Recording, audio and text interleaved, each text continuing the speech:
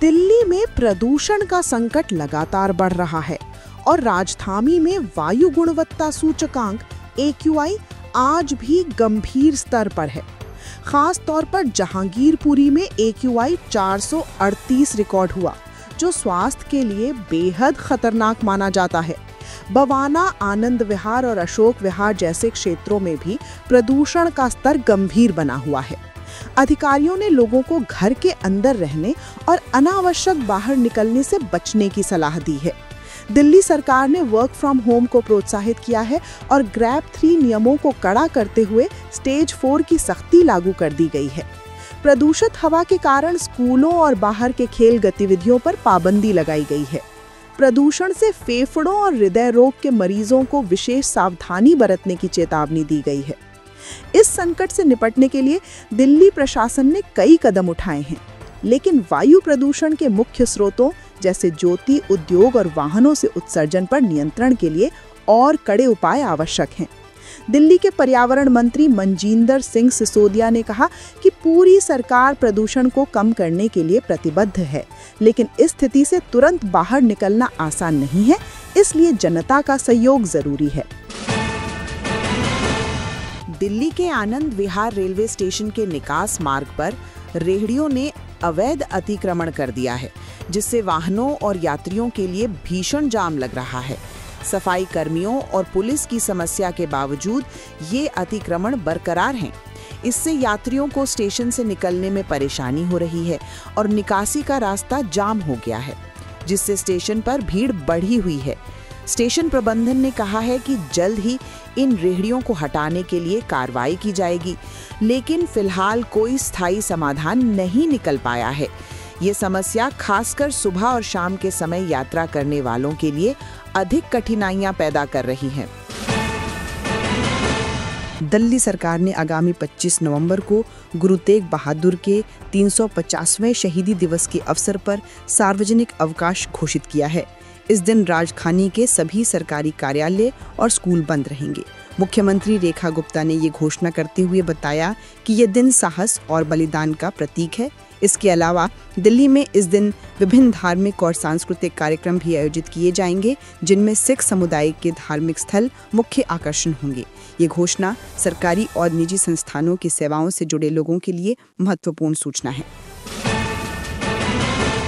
दिल्ली के लाल किले में हुए विस्फोट मामले में जांच एजेंसियां सक्रिय हो गई हैं। जम्मू कश्मीर की सुरक्षा कर्मियों ने पुलवामा से एक संदिग्ध तुफैल अहमद को हिरासत में लिया है। इसके साथ ही IIT कानपुर में पढ़ने वाले 2 कश्मीरी छात्रों के संदिग्ध लापता होने की भी खबरें मिली हैं, जिन्हें जांच एजेंसियां तलाश रही हैं। दिल्ली पुलिस और अन्य केंद्रीय एजेंसियां इस मामले में सुरक्षात्मक कदम उठा रही हैं।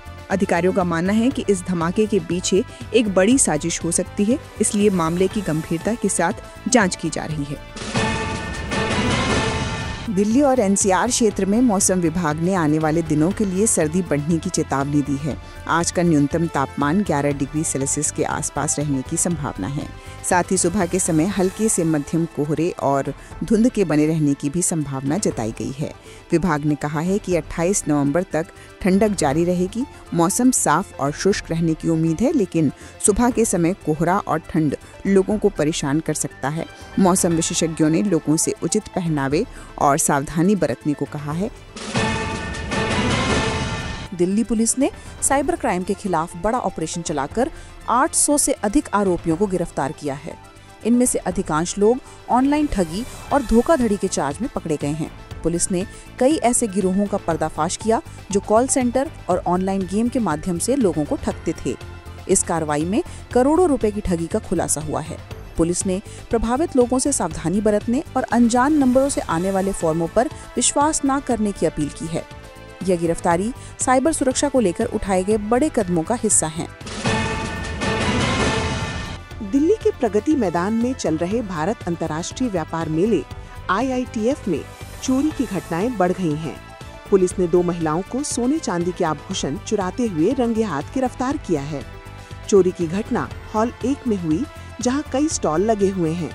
मेले के आयोजकों ने सुरक्षा बढ़ाने के लिए कदम उठाए हैं, लेकिन भीड़ के कारण चोरी की घटनाएं लगातार हो रही हैं। प्रशासन ने आगाह किया है कि मेले में आगंतुक अपनी वस्तुएं सुरक्षित रखें। दिल्ली और एनसीआर में यातायात व्यवस्था प्रभावित हो रही है। छतरपुर, गुरुग्राम और भाटी माइंस रोड पर भारी वाहन प्रतिबंधित किए गए हैं, जिससे आम लोगों को आवाजाही में दिक्कत हो रही है।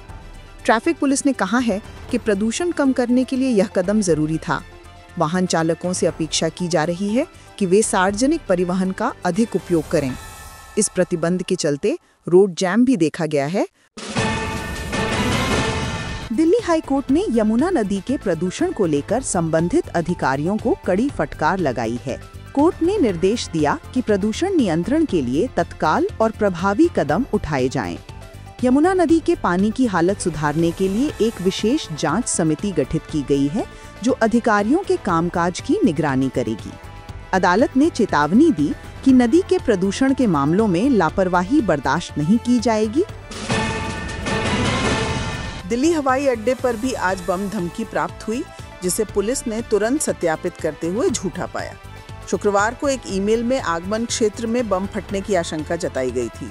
सुरक्षा एजेंसियां सतर्क हो गई और यात्रियों को सुरक्षित निकाल लिया गया। जांच में पता चला कि धमकी झूठी थी, लेकिन इससे हवाई अड्डा सुरक्षा व्यवस्था का परीक्षण हुआ। पुलिस ने इस घटना को गंभीरता से लेते हुए जांच जारी रखी है।